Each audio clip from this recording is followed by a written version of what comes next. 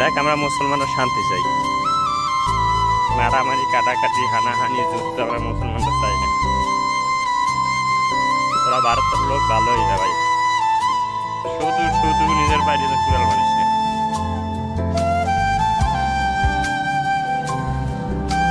কেন বলছি সেটা অবশ্যই বুঝতে পারছো। তোদের ভারত কিন্তু ব্যাংকের টুকরো টুকরো টুকরো টুকরো হয়ে যাবে। তা আজ যাও আর কাল যাও, আমাদের ইতিহাস নবী করিম সাল্লাল্লাহু আলাইহি সাল্লাম বলে গেছে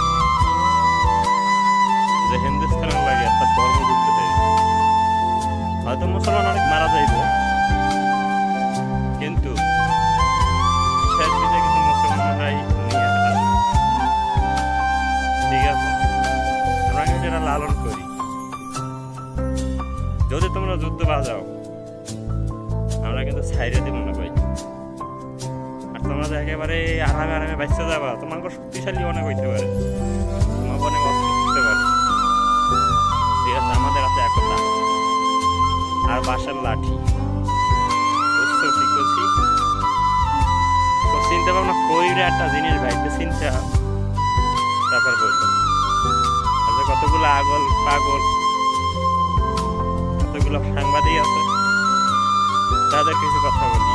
ওরকম 6 নম্বর বাচ্চার নাম নালা পাইয়া ভুয়া সংবাদ প্রকাশ না করিয়া বাংলাদেশে আয়, আইয়া দেখে যা